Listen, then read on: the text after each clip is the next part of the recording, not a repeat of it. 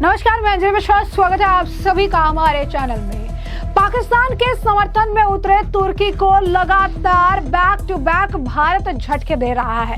एक तरफ बॉयकॉट तुर्की की मांग तेज, तो अब दूसरी तरफ अब आपको बता दें कि आर्मेनिया को भारत सपोर्ट कर रहा है और इस सपोर्ट के तहत 1.5 बिलियन डॉलर की हथियार की डील जो है फाइनल की गई है। यानी भारत आर्मेनिया जो कि तुर्की का दुश्मन है उसे अब 1.5 बिलियन डॉलर के हथियार की डील दे चुका है और उन्हें अब भारतीय हथियार जो है दिए जाएंगे। वहीं दूसरी तरफ आपको बता दें कि एक और बड़ा आंकड़ा सामने आया है। जब अब भारत और पाकिस्तान के बीच टेंशन चल रही थी, जब भारत गिन गिन के पाकिस्तान के ड्रोन के फरकच्चे उड़ा रहा था, उसी वक्त भारत को एक बहुत बड़ा फायदा हुआ है और ये फायदा है 4.5 बिलियन जो है डॉलर का। ये बड़ा विदेशी भंडार जो है भारत का भरा है और ये एक बहुत बड़ा आंकड़ा है जो भारत को फायदा हुआ है। क्या है पूरा मामला, विस्तार से जानेंगे। सबसे पहले बात कर लेते हैं आर्मेनिया की।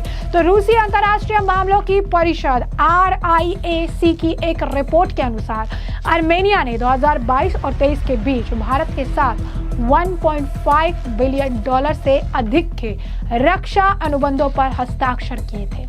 वहीं फ्रांस भी आर्मेनिया का एक प्रमुख रक्षा साझेदार जो है बन गया है, जिसके साथ 2023 और 2024 के बीच लगभग 250 मिलियन डॉलर के अनुबंधों पर हस्ताक्षर किए गए। आर्मेनिया इस समझौते के तहत ground master 200 radar, mistral 3 man portable air defence system और सीजर सेल्फ प्रोपल्ड आर्टिलरी यूनिट खरीदेगा।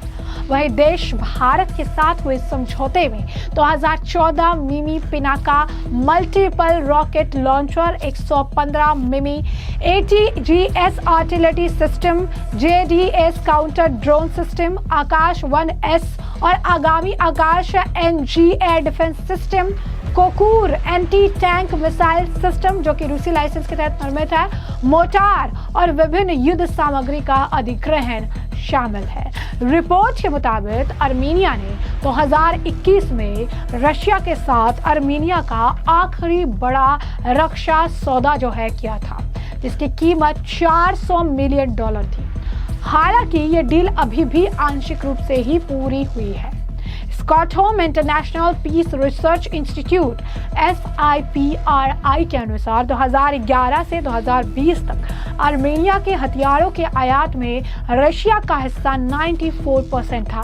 हालांकि 2024 तक ये हिस्सा घटकर ओनली 10% रह गया है। इस संबंध में आर्मेनियाई सुरक्षा परिषद के सचिव आर्मेन ग्रिगोरियन ने कहा कि इसका मुख्य कारण यूक्रेन में युद्ध के दौरान डिलीवरी को पूरा करने में आने वाली कठिनाइयां थी। रशिया को लेकर बदली धारणा। रिपोर्ट में कहा गया कि आर्मेनिया में रशिया के बारे में धारणाएं काफी हद तक बदल गई है। कभी मित्र राष्ट्र के रूप में देखे जाने वाले रशिया को अब राजनीतिक खतरों के सोर्स के रूप में देखे जाने लगा है।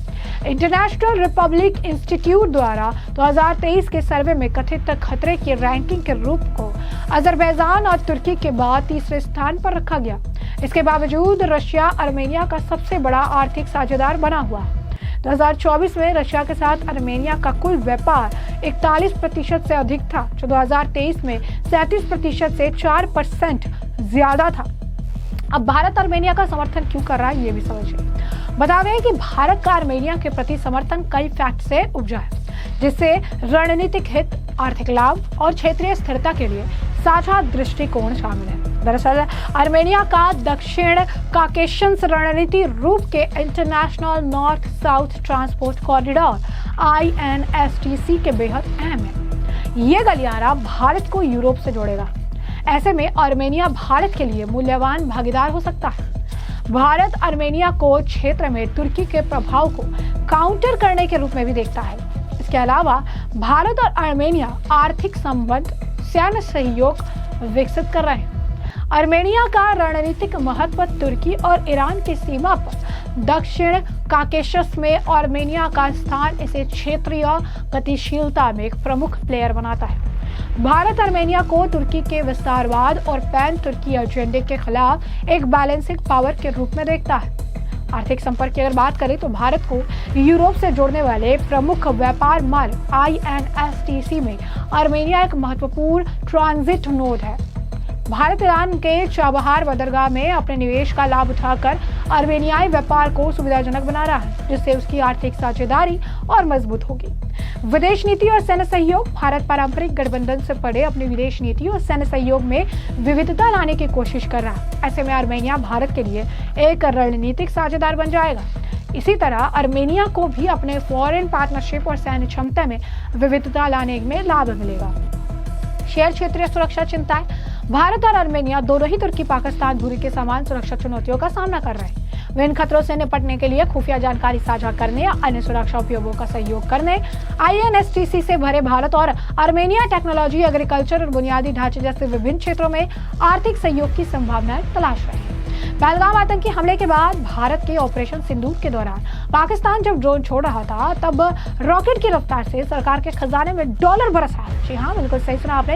एक तरफ भारत जो है, आप देखिए कि आर्मेनिया के साथ अपने रिश्ते मजबूत कर रहा है, दूसरी तरफ भारत के जो है कोष में किस तरीके से रॉकेट की रफ्तार में डॉलर बरस रहा था, ये भी समझिए। इसका नतीजा ये है कि एक सप्ताह में भारत का जो विदेशी मुद्रा भंडार है वो 4.5 अरब डॉलर बढ़ गया है। भारतीय रिजर्व बैंक RBI की ओर से जारी आंकड़ों के अनुसार भारत की विदेशी मुद्रा भंडार 9 मई को समाप्त सप्ताह में 4.55 अरब डॉलर की वृद्धि के साथ 690.62 अरब डॉलर तक पहुंच गया। ये तेजी मुख्य रूप से स्वर्ण भंडार की वृद्धि में कारण दर्ज की गई है। इसमें एक सप्ताह यानी 2 मई को समाप्त सप्ताह में विदेशी मुद्रा भंडार में 2.6 अरब डॉलर की गिरावट देखी गई थी और ये 686.06 अरब डॉलर पर आ गया था। लेकिन एक सप्ताह के भीतर ही भारत ने न केवल घाटा पूरा किया बल्कि उसे ज्यादा भंडार बढ़ा लिया। इस सप्ताह विदेशी मुद्रा भंडार में सबसे बड़ा योगदान स्वर्ण भंडार की ओर से रहा। आंकड़ों के मुताबिक सोने का भंडार 4.52 अरब डॉलर बढ़कर 86.34 अरब डॉलर हो गया। इसके कुल वृद्धि का लगभग पूरा हिस्सा कवर किया गया। RBI के मुताबिक विदेशी मुद्रा आस्तियों यानी फॉरेन करेंसी एसेट में भी वृद्धि देखी गई। विदेशी मुद्रा आस्तियां यानी 19.6 करोड़ अरब डॉलर का जो है बढ़कर 581.37 अरब डॉलर तक पहुंच गई। इन आपको बता दें कि आस्तियों में यूरो, पाउंड, येन जैसी गैर अमेरिकी मुद्राओं का वैल्यू में बदलाव का भी असर देखा जाता है। हालांकि इस दौरान विशेष आग्रह अधिकारी SDR में 2.6 करोड़ डॉलर की गिरावट दर्ज की गई और ये घटकर 18.53 अरब डॉलर आ गई। इसी तरह अंतर्राष्ट्रीय मुद्रा कोष यानी IMF के इसी के साथ भारत का जो है आरक्षित भंडार भी 13.4 करोड़ डॉलर घटकर 4.37 अरब डॉलर रह गया। 2024 में रिकॉर्ड स्तर इसने छुआ हुआ था। तो भारत का जो विदेशी मुद्रा भंडार है सितंबर 2024 में 704.89 अरब डॉलर के आपने सर्वकालीन उच्च स्तर पर पहुंचा था। मौजूदा वृद्धि यह दर्शाती है कि भारत का आर्थिक आधार फिर से मजबूत हो रहा है और वैश्विक अनिश्चितताओं के बावजूद विदेशी निवेश में भरोसा बना हुआ है, यानी भारत मजबूती के साथ आगे बढ़ रहा है। वैसे में आपको जो पूरा मामला है विस्तार से बताया। इस मामले पर अब आपकी जो राय कमेंट सेक्शन में कमेंट करके जरूर से जरूर साझा करिएगा।